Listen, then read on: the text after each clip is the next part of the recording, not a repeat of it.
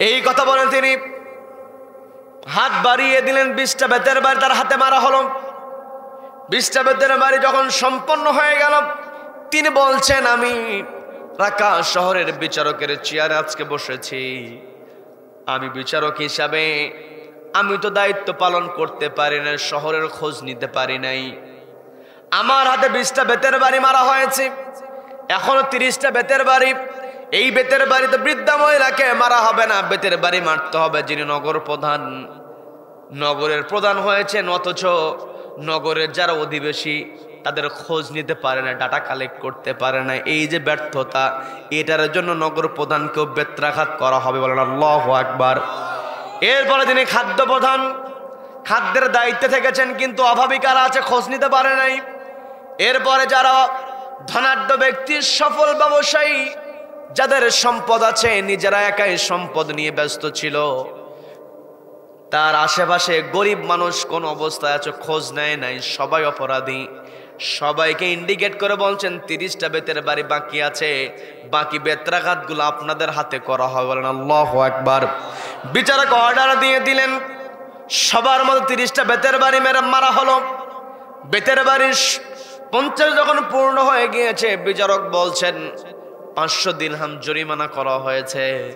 যেই মহিলা নিজে খাবার ঘরে নাই, চুরি করেছে, তিনি কেমন করে দিরহাম জরিমানা দিবেন? এই 500 দিরহামের মধ্যে 100 দিরহাম রাষ্ট্রীয় কোষাগারে জমা হতে হবে। কারণ বিচারালয় চালানোর জন্য বিচারকদের বেতন, কর্মচারীর বেতনের দরকার আছে না নাই? বলছেন 500 দিরহাম আমি জরিমানা করেছি, 100 দিরহাম রাষ্ট্রীয় কোষাগারে জমা করতে হবে, যেটার দায়িত্ব আমি নিজেই নিয়ে নিলাম। আমি একাই 100 দিরহামের দায়িত্ব নিয়ে নিলাম, বাকি থাকে 400 দিরহাম। এই 400 দিরহাম কেমন করে আদায় করা হবে তিনি বন্টন করে দিলেন। অমুককে 30 দিরহাম, অমুকেরা দিবে 20 দিরহাম করে, অমুকেরা 10 দিরহাম করে দেবে। সবার উপরে তিনি জরিমানাটা ভাগ করে দিলেন। 400 দিরহাম যখন সংগ্রহ হয়ে গেল, 20 দিরহাম তিনি আলাদা করে দোকানদারকে ডাক দিয়ে বলছেন, তোমার পণ্যের ক্ষতি হয়েছে, এই 20 দিরহাম তোমাকে জরিমানা বাবদ তোমাকে 20 দিরহাম দিয়ে দেওয়া হলো। বাকি থাকে 380 দিরহাম। বৃদ্ধা মহিলাকে ডাক দিয়ে বলছেন, এই 380 দিরহাম আপনাকে দেওয়া হলো, আগামী 1 মাস পর্যন্ত আপনি আপনার নাতনি 2 জনকে নিয়ে আপনার 1টা মাস আপনি সংসার চালাবেন। বলেন আল্লাহু আকবার।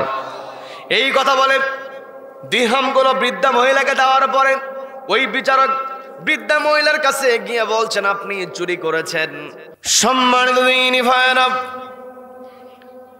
এই আল্লাহু আকবার স্লোগানের সঙ্গে আমার আপনার সম্পর্কটা কেমন একটু বোঝার চেষ্টা করবেন। আমি আপনি যেই দিন পৃথিবীতে আগমন করেছি, মায়ের পেট থেকে যেই দিন পৃথিবীতে আমি আপনি এসেছি, পরিবারের সবাই খুশি হয়েছিল। কি কথা বলেন? যখন কোনো সন্তান মায়ের পেট থেকে ভূমিষ্ঠ হয়, পরিবারের সবাই খুশি হয়ে যায়, কারণ সন্তানটা হলো পরিবারে নতুন অতিথি। নতুন অতিথির আগমনে সবাই খুশি হয়ে যায়। আবার কোথাও যখন কোনো অতিথির আগমন ঘটে, কোনো মেহমান যদি উপস্থিত হয়ে যায়, মেহমানকে স্বাগত জানাতে হয়। কি কথা বলেন? মেহমানকে যদি স্বাগত না জানানো হয়, মেহমান মন খারাপ করে। আর এই পৃথিবীতে সন্তান যখন ভূমিষ্ঠ হয়ে পৃথিবীতে আগমন করে, ওই সন্তান শুধু পরিবারে নতুন অতিথি নয়, গোটা দুনিয়াতে নবজাতককে অতিথি হিসাবে প্রেরণ করেন কে? আল্লাহ রাব্বুল আলামিন নবজাতককে পৃথিবীতে অতিথি হিসাবে পাঠানোর সঙ্গে আমাদেরকে যে বিষয়টা শিখিয়ে দিয়েছেন, সেটা হলো অতিথি আগমন করলো, অতিথি নবজাতককে কেমন করে স্বাগত জানাতে হবে, শিক্ষাটা কে দিয়েছেন? সবাইকে বলতে হবে কে দিয়েছেন? সন্তান ভূমিষ্ঠর সঙ্গে সঙ্গে নবজাতককে স্বাগত জানাতে হয় ডান কানে আযান দিয়ে, বাম কানে ইকামত দিয়ে। কি কথা বলেন? ডান কানে যখন আযান দেওয়া হয়, বাম কানে যখন ইকামতের বাক্যগুলো উচ্চারিত হয়, আযান এবং ইকামতের মধ্যে আল্লাহু আকবার স্লোগান আছে না নাই? আল্লাহু আকবার স্লোগান দিয়ে ওই শিশুকে স্বাগত জানানো হলো। যতদিন পর্যন্ত পৃথিবীতে বেঁচে থাকবে, নির্দিষ্ট হায়াত যখন শেষ হয়ে যাবে, মালাকুল মউত যখন জানটা বের করে নেবে, একজন মানুষের মূল্য ততক্ষণ থাকে যতক্ষণ তার দেহের মধ্যে প্রাণ আছে। মালাকুল মউত যখন দেহ থেকে প্রাণটা বের করে নেয়, রূহটা কবজ করে নেয়, যত বড় প্রভাবশালী মানুষ হোক না কেন, যত বড় টাকাওয়ালা হোক না কেন, যত বড় চেহারাওয়ালা হোক না কেন, যত প্রভাবশালী দাপটশালী হোক না কেন, জানটা দেহ থেকে বের হওয়ার সঙ্গে সঙ্গে পৃথিবীর কোন মানুষ আর তাকে মাটির উপরে রাখতে চায় না। সবার একটাই টার্গেট, কত দ্রুত মাটি চাপা দেওয়া যায়, কবরস্থ করা যায়। কি কথা বলেন? লাশটাকে কবরস্থ করার জন্য প্রস্তুতি শুরু হয়ে যায়। লাশটাকে গোসল করানো হয়, কাফন পরানো হয়, গোর খনন করা হয়। জীবিত মানুষেরা কবরস্থ করার জন্য একত্রিত হয়ে যায়। ওই কবরে নামানোর পূর্বে জীবিত মানুষের দায়িত্ব হলো লাশটাকে সামনে রেখে দিয়ে একটা দোয়ার নামাজ আদায় করা। সবাইকে বলতে হবে সেই নামাজের নাম কি? সবাই বলেন সেই নামাজের নামটা কি? জানাজার নামাজ যখন আদায় করা হয়, ওই জানাজা নামাজে আমাদের 4 বার আল্লাহু আকবার স্লোগান আছে না নাই? তার মানে আমি আপনি যেই দিন পৃথিবীতে আগমন করেছি সেই দিন আমাকে আপনাকে স্বাগত জানানো হয়েছে আল্লাহু আকবার স্লোগান দিয়ে। আবার আমি আপনি যেই দিন পৃথিবী ছেড়ে চলে যাব, আমাকে আপনাকে বিদায় দেওয়া হবে আল্লাহু আকবার স্লোগান দিয়ে। এতে কোনো সন্দেহ আছে নাকি?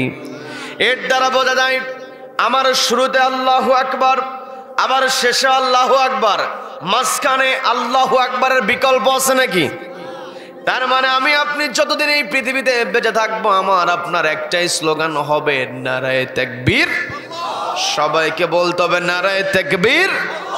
এই আল্লাহু আকবার স্লোগানকে আমার আপনার জীবনের স্লোগান বানিয়ে এই পৃথিবীতে আমাকে আপনাকে চলতে হবে। যখন আমি আপনি আল্লাহু আকবার স্লোগানকে সামনে রেখে জীবনটা পরিচালনা করতে যাব, তখন আমাকে আপনাকে মেনে চলতে হবে একটি কিতাব। সবাইকে বলতে হবে কিতাবের নামটা কি? এই আল কোরআন আল্লাহ রাব্বুল আলামিন আমাকে আপনাকে দিয়েছেন গাইডলাইন করে এই পৃথিবীতে চলার জন্য। কিভাবে আমি আপনি চলবো, the complete code of life. আমার আপনার জীবনে চলার জন্য যা যা নীতি দরকার, সমস্ত নীতিগুলো কোরআনের মধ্যে ঢুকিয়ে দিয়েছেন কে?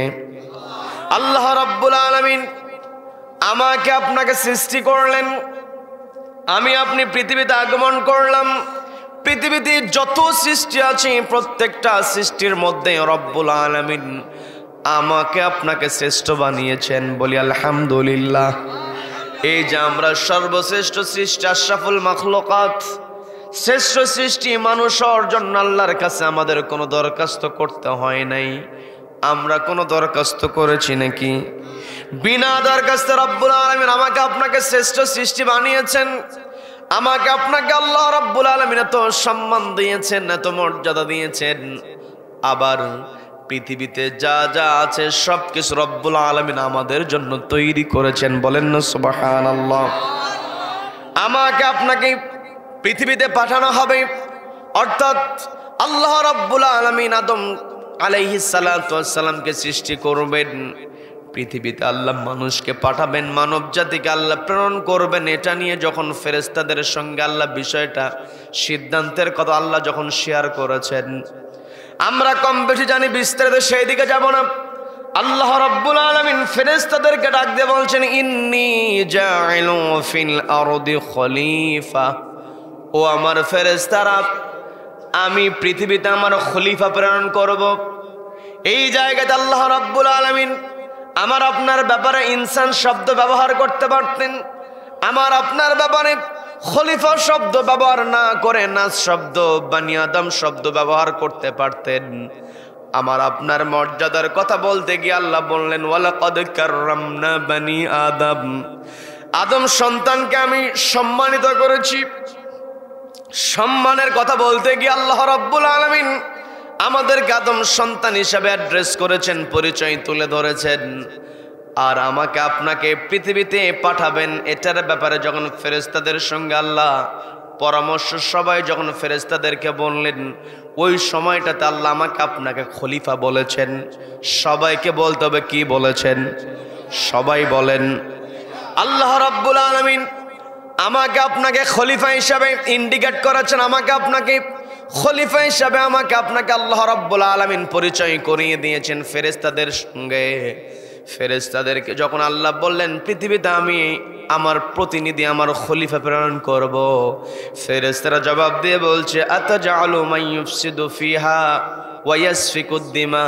ও গো আল্লাহ, আপনি কি এমন কাউকে পাঠাবেন মাইয়ুফসিদু ফিহা, যারা ওই পৃথিবীতে ফাসাদ তৈরি করবে, ওয়া ইয়াসফিকুদ দিমা, এবং এমনকি তারা রক্ত ঝরাবে, রক্তপাত করবে, অথচ ওয়া নাহনু নুসাব্বিহু বিহামদিকা ওয়া নুকদ্দিসু লাক, আমরাই তো আপনার কৃতজ্ঞতা আদায় করি, আমরাই তো আপনার ইবাদত করি। এই কথার দ্বারা ফেরেশতারা বোঝানোর চেষ্টা করেছেন আমরাই তো আপনার ইবাদত করি, মানুষকে পাঠানোর দরকার নাই। পরোক্ষভাবে তারা আমাদের বিরুদ্ধে মতামত দিয়েছিল। কি কথা বলেন, কি কথা বলেন? তারা কিন্তু আবার আমাদের বিরোধী হয় নাই। আমাকে আপনাকে পাঠানোর ব্যাপারে আল্লাহ যখন শেয়ার করলেন, তারা বলছেন জিন জাতিকে যেহেতু আপনি পৃথিবীতে পাঠিয়েছেন, তারা তো পৃথিবীতে ফাসাদ তৈরি করেছে, আবারও মানুষকে পাঠাবেন, আমরাই তো আপনার ইবাদত করছি। ফাসাদ আমরা চাই না, ফাসাদ ওকেটা চাই না, আমরা আপনার ইবাদত করব। আল্লাহ জবাব দিয়ে বলছেন ইন্নী আ'লামু মা লা তা'লামুন।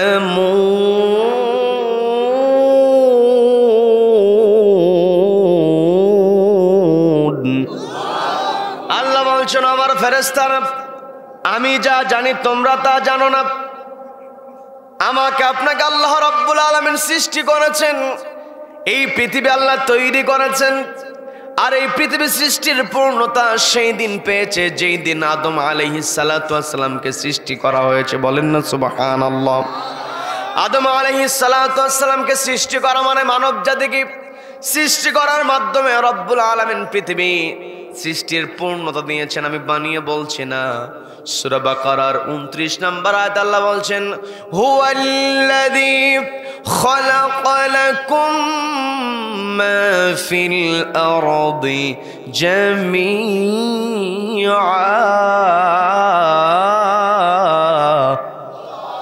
আল্লাহ বলছেন হুয়াল্লাযী, তিনি হলেন সেই মহান সত্তা, খালাকা লাকুম, যিনি তৈরি করেছেন তোমাদের জন্য মা ফিল আরদ, জমিনে যা আছে। এই জায়গাতে আল্লাহ রাব্বুল আলামিন মাহফিল আরদি বলে থামিয়ে দিলে অর্থ এসে যেত, কিন্তু আল্লাহ তা করলেন না। আলেম ওলামা আছেন, তারা সহজেই বুঝবেন, আপনাদেরকে বুঝিয়ে দেওয়ার জন্য বলছি। আল্লাহ বললেন খালাকালাকুম মা ফিল আরদি জামিআ, পৃথিবীতে যা কিছু আছে তার সমস্ত কিছু জামিআ, সব কিছু তোমাদের জন্য তৈরি করা হয়েছে। বলেন না সুবহানাল্লাহ। তার মানে এই পৃথিবীর সব কিছু আল্লাহ আমাদের জন্য তৈরি করেছেন। বলেন আল্লাহু আকবার। এই পৃথিবীতে আল্লাহ রাব্বুল আলামিন সব কিছু আমাদের জন্য তৈরি করেছেন। আবার এই পৃথিবীতে রব্বুল আলামিন আমাকে আপনাকে এত এত নিয়ামত দিয়েছেন, আমরা নিয়ামতের মধ্যে ডুবে আছি। পানিতে মাছ যখন বসবাস করে, মাছের চতুর্পাশে শুধু পানি আর পানি। কি কথা বলেন? আমি আপনি পৃথিবীতে বেঁচে আছি, আমার আপনার চতুর্পাশে শুধু আল্লাহর নিয়ামত আর নিয়ামত। আমি আপনি যদি আল্লাহর নিয়ামতের গণনা শুরু করি, নিয়ামতের গণনা করে শেষ করতে পারবো নাকি? সবাইকে বলতে হবে গণনা করে শেষ করতে পারবো নাকি? সেই কথা আল্লাহ রাব্বুল আলামিন চ্যালেঞ্জ আকারে বলছেন ওয়া ইন তাউদ্দু নি'মাতাল্লাহি লা তুহসুহা ইন্নাল্লাহা লাগফুরুর রহিম।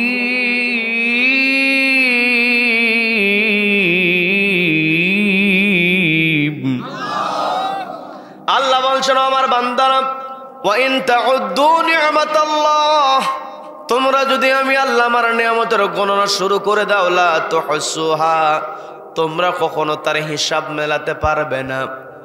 এত এত নিয়ামত আল্লাহ আমাকে আপনাকে দিয়েছেন, আমি মাত্র একটা নিয়ামতের কথা বলে আলোচনায় প্রবেশ করব, বিরক্ত হবেন নাকি? এই যে আমি আপনি এখানে বেঁচে আছি, আমার আপনার শ্বাস প্রশ্বাস প্রতিনিয়ত চলছে। এই শ্বাস প্রশ্বাসের জন্য যেই গ্যাসের দরকার সেটা হলো অক্সিজেন। কি কথা বলেন? কি কথা বলেন? অক্সিজেন সরবরাহ যদি বন্ধ হয়ে যায় আমি আপনি বাঁচতে পারবো নাকি? এই যে আমি আপনি শ্বাস প্রশ্বাস নিচ্ছি, আমার আপনার শ্বাস প্রশ্বাস চলছে মানে আমি আপনি বেঁচে আছি। শ্বাস প্রশ্বাস বন্ধ হয়ে যাওয়া মানে আমি আপনি দুনিয়াতে থাকবো না, আমি আপনি মারা যাব। এই যে প্রতিনিয়ত আমার আপনার শ্বাস প্রশ্বাস চলছে, বর্তমান সময়ে বায়োলজিক্যাল সায়েন্স যে তথ্যটা দিয়েছে, একজন মানুষ বেঁচে থাকার জন্য তার পরিবেশ থেকে প্রতি মিনিটে 7 থেকে 8 লিটার অক্সিজেন গ্রহণ করে। বলেন না সুবহানাল্লাহ। প্রতি মিনিটে 7 থেকে 8 লিটার অক্সিজেন মানে আমি আপনি 24 ঘন্টায় প্রত্যেক দিন বেঁচে থাকার জন্য 10,000 থেকে 11,500 লিটার অক্সিজেন গ্রহণ করছি। এই যে বিপুল পরিমাণ অক্সিজেন আমি আপনি প্রতিনিয়ত পরিবেশ থেকে নিচ্ছি, এতে কি কোনো বিল আমাদের দিতে হয় নাকি? এই যে বিপুল পরিমাণ অক্সিজেন আমি আপনি পরিবেশ থেকে নেই, এই সম্পূর্ণ অক্সিজেন 10,000 থেকে 11,500 লিটার অক্সিজেন যদি আমার আপনার দেহের মধ্যে প্রবেশ করে, আমি আপনি আবার অসুস্থ হয়ে যাব। যার কারণে রব্বুল আলামিন আমার আপনার রেসপিরেটরি সিস্টেমের মধ্যে এমন মেকানিজম দিয়েছেন, এই হাজার হাজার লিটার অক্সিজেন থেকে মাত্র 500 লিটার অক্সিজেন সাকনার মাধ্যমে সাকনি হয়ে আমার আপনার দেহের মধ্যে প্রবেশ করে। বলেন না সুবহানাল্লাহ।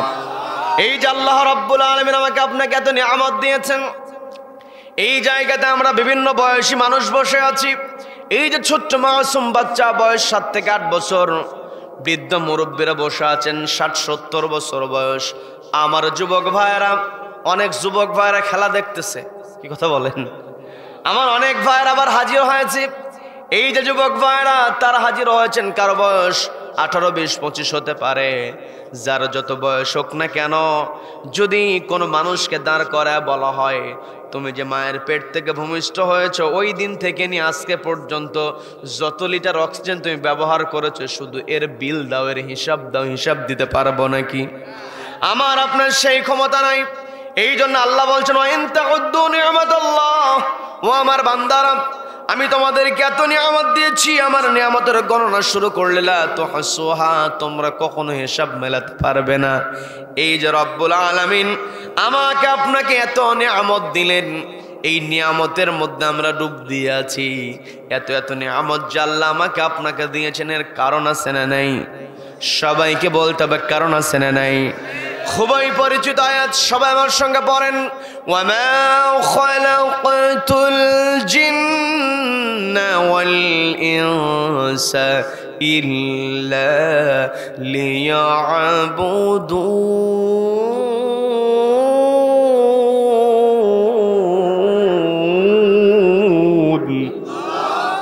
আল্লাহ বলছেন, ও আমার বান্দারা শুনে রেখে দাও, আমি মানুষ এবং জিন জাতিকে কেবলমাত্র আমার গোলামি করার জন্য তৈরি করেছি। তার মানে এই পৃথিবীতে আমাদের দায়িত্ব হলো একজনের গোলামি করা। তিনি কে? আমার আপনার যত বড় পরিচয় থাকুক না কেন, আমি আপনি যেই পরিচয়ের হই না কেন, আমি আপনি এমপি মন্ত্রী হতে পারি, আমি আপনি চেয়ারম্যান মেম্বার হতে পারি, আমি আপনি প্রধানমন্ত্রী রাষ্ট্রপতি হতে পারি, বিশ্বের সেরা ধনাঢ্য ব্যক্তি আমি আপনি হতে পারি, বিশ্বের সেরা মেধাবী মানুষ আমি আপনি হতে পারি। যত পরিচয় আমার আপনার থাকুক না কেন, সমস্ত পরিচয়ের 1 নম্বর পরিচয় হলো আমি আপনি কারো গোলাম। সবাইকে বলতে হবে কারো গোলাম। আমাকে আপনাকে গোলামিতে শ্রেষ্ঠত্ব প্রমাণ করতে হবে। কি কথা বলেন? আমি আপনি কালেমা পড়ি, কালেমা শাহাদাত যখন আমি আপনি পাঠ করি, নবীজির ব্যাপারে আমাদের সাক্ষ্য দিতে হয়। ওয়া আশহাদু আন্না মুহাম্মাদান আবদুহু ওয়া রাসূলুহু, আমরা পাঠ করি কি করি না? সবাইকে বলতে হবে করি কি করি না? এই যে আমি আপনি সাক্ষ্য দেই ওয়া আশহাদু আন্না মুহাম্মাদান আবদুহু ওয়া রাসূলুহু। ও আমার পর্দালের মা বোনেরা, কানটা একটু খাড়া করে শুনবেন, বোঝার চেষ্টা করবেন। সেটা হলো ওয়া আশহাদু আন্না মুহাম্মাদান আবদুহু ওয়া রাসূলুহু। এই জায়গাতে নবীজিকে আমরা রাসূল হিসেবে সাক্ষ্য দেই। কি কথা বলেন?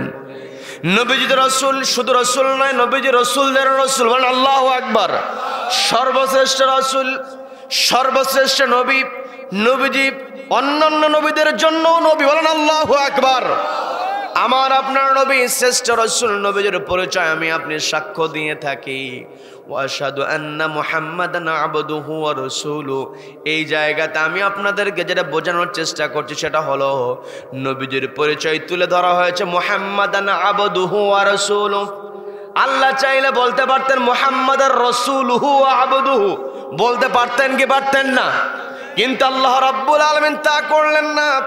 আল্লাহ নবীজিকে আমাদের সামনে পরিচয় করিয়ে দিয়েছেন নবীজির ব্যাপারে মুহাম্মাদান আবদুহু ওয়া রাসূলুহু। নবীজির শ্রেষ্ঠ রাসূল, সর্বশ্রেষ্ঠ রাসূল। তবে নবীজি রাসূল হওয়ার পূর্বে আবদুহু ওয়া রাসূলুহু, একজনের গোলাম। তিনি কে? সবাইকে বলতে হবে তিনি কে। তার মানে আমার আপনার সর্বশ্রেষ্ঠ পরিচয় আমি আপনি কতটুকু আল্লাহর গোলাম হতে পেরেছি, কি কথা বলেন? এই পৃথিবীতে আমার আপনার পরিচয় আমরা হলাম আল্লাহর গোলাম।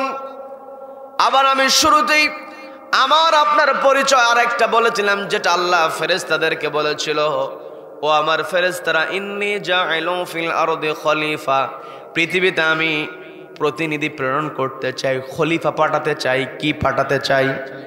সবাইকে বলতে হবে কি পাঠাতে চাই। আমার আপনার পরিচয় আমি আপনি আল্লাহর খলিফা, আমার আপনার পরিচয় আমি আপনি আল্লাহর গোলাম। কি কথা বলেন? আল্লাহর গোলাম হিসেবে আমি আপনি ইবাদত করব, নামাজ পড়ব, রোজা করব, হজ করব, যাকাত দিব, সামর্থ্য অনুযায়ী মানুষের উপকার করব, ভালো কথা বলবো। এগুলো আমার আপনার জন্য ম্যান্ডেটরি। ইবাদতটাকে বাধ্যতামূলক করে দিয়েছেন কে? আমি আপনি নামাজ পড়লাম, রোজা করলাম, হজ করলাম, যাকাত দিলাম, এই যে আমি আপনি আল্লাহর ইবাদত করলাম, এই আল্লাহর ইবাদত শুধুমাত্র একাকী করার জন্য আল্লাহ আমাকে আপনাকে পাঠান নাই। ফেরেশতাদেরকে আল্লাহ বলতে পারতেন পৃথিবীতে আমি আমার গোলাম পাঠাবো, আল্লাহ বলতে পারতেন পৃথিবীতে আমি মানুষ পাঠাবো, আল্লাহ বলতে পারতেন পৃথিবীতে আমি আদম সন্তান পাঠাবো।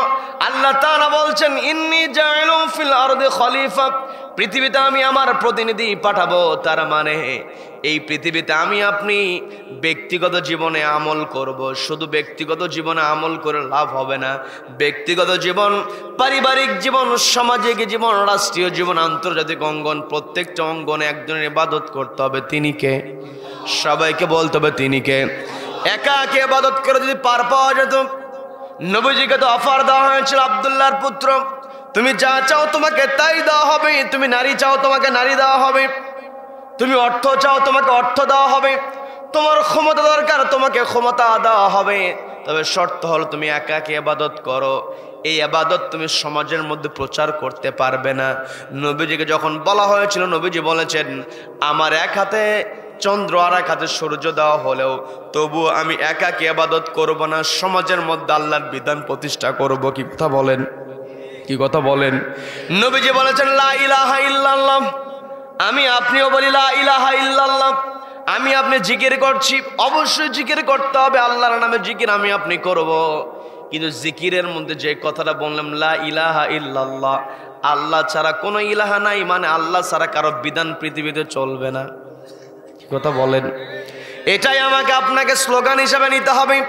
শুধুমাত্র আমি আপনি আল্লাহু আকবারকে স্লোগান বানালাম, নামাজের মধ্যে আল্লাহু আকবার বললাম, রুকুতে যাওয়ার সময় আল্লাহু আকবার, সিজদায় যাওয়ার সময় আল্লাহু আকবার, শুরুতেই তাকবীরে তাহরিমা বলে আল্লাহু আকবার বলে হাত বাঁধলাম, শুধুমাত্র নামাজের মধ্যে আল্লাহু আকবার বললাম, এটা হবে না। সমাজের মধ্যে আল্লাহর বিধানটাকে বাস্তবায়ন করতে হবে। এটাই হলো খলিফা হিসেবে আমাদের দায়িত্ব। কি কথা বলেন?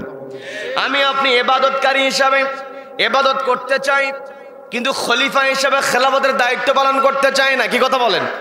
খেলাফতের দায়িত্ব পালন করতে গেলে বিপদ চলে আসে। ইমাম হুসাইন রাদিয়াল্লাহু তাআলা আনহুর নাম প্রত্যেক জুমায় ইমাম সাহেবের সানি খুতবার মধ্যে উচ্চারণ করে কি করে না? ওয়াসাইয়্যিদুশ শাবাবি আহলিল জান্নাল হাসান আল হুসাইন, এই হাদিস আছে না নাই? সবাইকে বলতে পারছে না নাই? হুসাইন রাদিয়াল্লাহু তাআলা আনহু তাকে যখন ওই কারবালার প্রান্তরে তাকে যখন ঘেরাও করা হয়েছে, ওই ইয়াজিদের পাপিষ্ঠ ইয়াজিদের চেলা চামুন্ডা এসে বলছে হুসাইন রাদিয়াল্লাহু তাআলা আনহু, তাকে বলা হলো তুমি একা একা ইবাদত করো, পৃথিবীর যেই প্রান্তেই তুমি থাকতে চাও না কেন তোমাকে থাকার সুযোগ দেওয়া হবে। তুমি একা একা ইবাদত করো, তোমাকে কেউ বাধা দেবে না, তবে তুমি ইয়াজিদের বিরুদ্ধে কোনো কথা বলতে পারবে না। ইমাম হোসাইন বলেছেন, আমি পৃথিবীতে যতদিন বেঁচে থাকব, আমার দেহে যতক্ষণ প্রাণ আছে আমি অন্যায়ের বিরুদ্ধে প্রতিবাদ করব। এটাই হলো খেলাফতের দায়িত্ব। কি কথা বলেন? কি কথা বলেন? একা একা ইবাদত করে যদি পার পাওয়া যেত, নবীজি মক্কা থেকে মদিনায় হিজরত করতেন না। কি কথা বলেন? নবীজির সাহাবীরা সংসার চালাচ্ছেন, ঘর ছেড়েছেন, অর্থ সম্পত্তি ব্যবসা সবকিছু ছেড়েছেন। তারা শুধুমাত্র ব্যক্তিগত জীবনে আমল করেন নাই, পারিবারিক জীবনে, সামাজিক জীবনে, রাষ্ট্রীয় জীবনে প্রত্যেকটা জায়গায় একজনের বিধান তারা বাস্তবায়ন করেছেন। তিনি কে? আমি আপনি নবীজির সুন্নাত পালন করতে চাই। আমার কথায় বিরক্ত হচ্ছেন নাকি? কথাগুলো বোঝার চেষ্টা করবেন। আমি আপনি নবীজির সুন্নাত পালন করতে চাই। আমি আপনি দাঁড়িয়ে রেখে দিয়েছি, মাথায় টুপি পরি, লম্বা জামা পরি। আমি আপনি খাবারের পরে মিষ্টি খাই। আমি আপনি জিকির আজগার করি। আমি আপনি ডান হাতে পানি পান করি, এক গ্লাস পানি পান করার সময় 3 বারে পান করি। এই সুন্নাত আমল আমাদের মধ্যে আছে না নাই? অবশ্যই এগুলো আমাদের মধ্যে থাকতে হবে। কারণ লাকাদ কানা লাকুম ফি রাসূলিল্লাহি উসওয়াতুন হাসানাহ, নবীজিকে আমাদের জন্য উত্তম আদর্শ বানিয়ে দিয়েছেন কে? সবাইকে বলতে বানিয়ে দিয়েছেন কে? নবীজির সমস্ত আদর্শ আমাকে আপনাকে মানতে হবে। নবীজির যত সুন্নাত আমি আপনি মানার চেষ্টা করি না কেন, নবীজির অন্যতম সুন্নাত হলো নবীজি রাষ্ট্রীয় চেয়ারে বসেছেন। কি কথা বলেন? কি কথা বলেন? এই জায়গাতে গেলেই আমরা মুসলমান 5 ওয়াক্ত নামাজ পড়ে, তাহাজ্জুদ পড়ে, জীবনে মিথ্যা কথা বলে না, সবসময় সত্য কথা বলে। যখনই তার সামনে বলা হয় যে রাষ্ট্রীয় পর্যায়ে কোরআনটাকে নিয়ে যেতে হবে, তখনই তাহাজ্জুদ গোজার অনেক বান্দা পিছন দিকে চলে আসেন। কি কথা বলেন? নবীজির আশিক আমরা দাবি করি, নবীজির উম্মত দাবি করি, নবীজির সুন্নাত পালন করি, খাস সুন্নাত, তারপরে সহিহ হাদিস। কি কথা বলেন? বিরক্ত হচ্ছেন আমার কথায়? অবশ্যই সহিহ হাদিস মানবো, খাস সুন্নাত পালন করব। তবে একটা বিষয় বুঝতে হবে, নবীজি যে রাষ্ট্রীয় পর্যায়ে কোরআনটাকে বাস্তবায়ন করেছেন, এটাও হচ্ছে খাস সুন্নাত। কি কথা বলেন? আমরা এই জায়গাতে যাই না, যার কারণে সমাজের মধ্যে প্রত্যেকটা জায়গায় আজকে বিশৃঙ্খল অবস্থা। কি কথা বলেন? আমি আপনি আমার আপনার পরিচয়টাই তো বুঝি না। আমি আপনি আল্লাহর গোলাম, আমার আপনার 2টা পরিচয়। সবাইকে বলতে হবে কয়টা পরিচয়? সবাইকে বলতে হবে কয়টা পরিচয়? 1 নম্বর পরিচয় আমরা আল্লাহর গোলাম, 2 নম্বর পরিচয় আল্লাহ হলাম, 2 নম্বর পরিচয় হলো আমরা হলাম আল্লাহর খলিফা। বান্দা এবং খলিফা 2টাকে সমন্বয় করে এই পৃথিবীতে ইবাদত করতে হবে। শুধুমাত্র আমি আপনি আল্লাহর একাকী ইবাদত করলাম, এই ইবাদত করে পার কোনো সুযোগ কোন মানুষ কখনো পাবে? সম্মানিত দিনী ভাইরা, আমি আমার আলোচনার সূচনায় পবিত্র কোরআনের সূরা আনফালের 2 নম্বর আয়াতে কারিমা তেলাওয়াত করেছি। এর সঙ্গে সূরা আল ইমরানের 110 নম্বর আয়াতের প্রথম দিকের একটা অংশ আমি তেলাওয়াত করেছি। এই 2টা আয়াতকে সামনে রেখে খলিফা এবং বান্দা হিসেবে কেমন করে চলতে হবে কিছু কথা বলবো। বিরক্ত হবেন নাকি? বিরক্ত হবেন নাকি? আল্লাহ রাব্বুল আলামিন আমাকে আপনাকে ডাক দিয়ে বলছেন, ওগো আমার বান্দারা শোনো, কুনতুম খায়রা উম্মাতিন উখরিজাত লিন-নাসি তা'মুরুনা বিল মা'রুফি ওয়া তানহাউনা আনিল মুনকারি ওয়া তু'মিনুনা বিল্লাহ।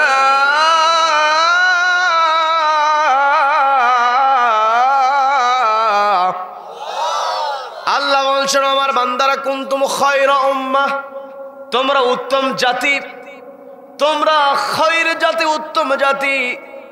উখরিজাত লিন-নাস, তোমাদেরকে বের করা হয়েছে মানুষের জন্য। তার মানে আমি আপনি যদি আল্লাহর কাছে শ্রেষ্ঠ হতে চাই, মানুষের জন্য কাজ করতে হবে। কি কথা বলেন? কি কথা বলেন? মানুষের জন্য আমার আপনার কাজ করতে হবে। আমাকে আপনাকে দায়িত্বটা কে দিয়েছেন? আল্লাহ বলছেন, কুনতুম খায়রা উম্মাহ উখরিজাত লিন-নাস, তোমরা যদি উত্তম হতে চাও মানুষের তরে তোমাদেরকে কাজ করতে হবে। আর মানুষের তরে কাজ করতে হলে 1 নম্বর দায়িত্ব হলো তা'মুরুনা বিল মা'রুফ, সৎ কাজের আদেশ দিতে হবে। কি কথা বলেন? তা'মুরুনা বিল মা'রুফ, এই জায়গাতে আল্লাহ অর্ডার করলেন একটা, কিন্তু একটা অর্ডার মধ্যে দুটো অর্ডার ঢুকিয়ে দিয়েছেন। অর্ডার করেছেন তা'মুরুনা বিল মা'রুফ, সৎ কাজের আদেশ দাও। এখন আমি আপনি যখন কাউকে সৎ কাজের আদেশ দিতে যাব, সেই সৎ কাজ নিজে না করে যদি আদেশ দেই, আদেশ দিতে পারবো নাকি? আমি যেই কাজ করি না সেই কাজের ব্যাপারে কাউকে নির্দেশ দিলে বলবে আগে নিজে ঠিক হও, নিজের চরকায় তেল দাও। কি কথা বলেন? আল্লাহ বলেন তা'মুরুনা বিল মা'রুফ, তোমরা সৎ কাজের আদেশ দাও। ওয়া তানহাউনা আনিল মুনকার, অসৎ কাজে বাধা প্রদান করো। তার মানে আমার আপনার এই পৃথিবীতে খলিফা হিসাবে দায়িত্ব হলো সমাজের মধ্যে সৎ কাজের আদেশ দিতে হবে, অসৎ কাজে বাধা প্রদান করতে হবে। তৃতীয় নাম্বার আয়াতে আল্লাহ বলল তুমিনুনা বিল্লাহ, ঈমান আনো কার উপরে? সবাইকে বলতে হবে ঈমান আনতে হবে কার উপরে? আমার আপনার আল্লাহর প্রতি ঈমান আছে, আমি আপনি আল্লাহকে বিশ্বাস করেছি, তবে প্রকৃত মুমিন আমি আপনি হতে পেরেছি কিনা কোরআনকে জিজ্ঞাসা করলে কোরআন মুমিন বান্দার বৈশিষ্ট্য বলতে পারে কি পারে না? পবিত্র কোরআনের 8 নম্বর সূরা, সূরা আনফালের 2 নম্বর আয়াত আল্লাহ বলছেন ইন্নামাল মুমিনুনা আল্লাযীনা ইযা যুকিরাল্লাহু ওয়াজিলাত কুলুবুহুম ওয়া ইযা তুলিয়াত আলাইহিম আয়াতুহু যাদাতুহুম ঈমানান ওয়া আলা রাব্বিহিম ইয়াতাওয়াক্কালুন।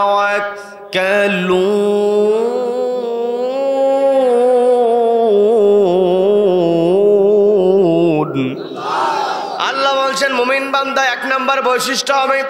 পবিত্র কোরআনের বিভিন্ন জায়গায় মুমিন বান্দার বিভিন্ন বৈশিষ্ট্য আল্লাহ তুলে ধরেছেন।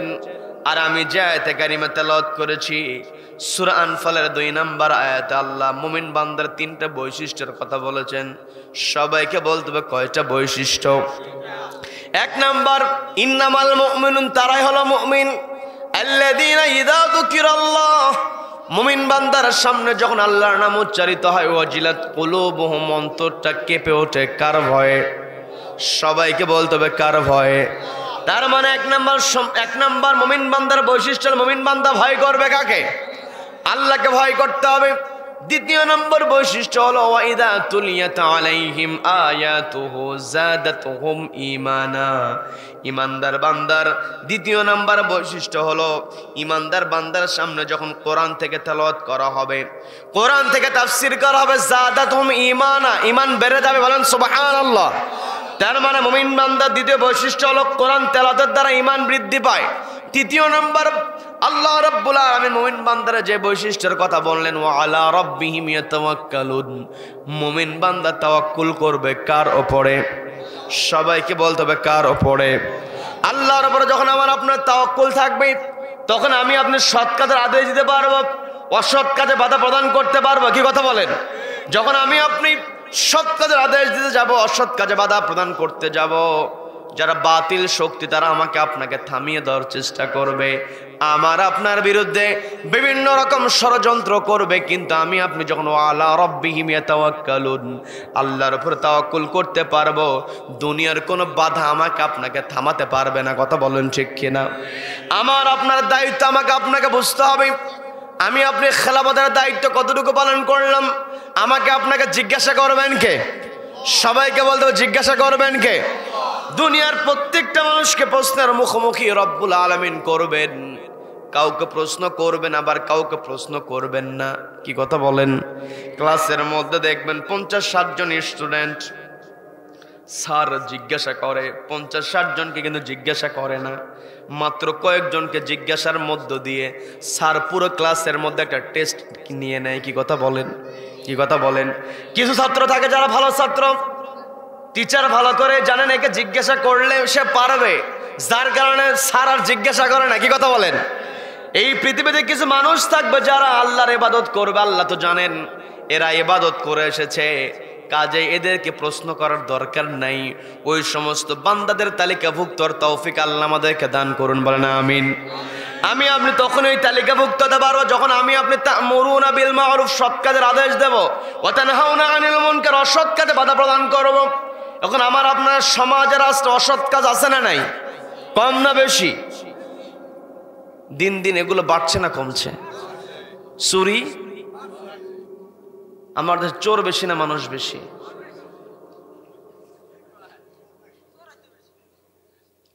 আবার ভালো করে বলেন।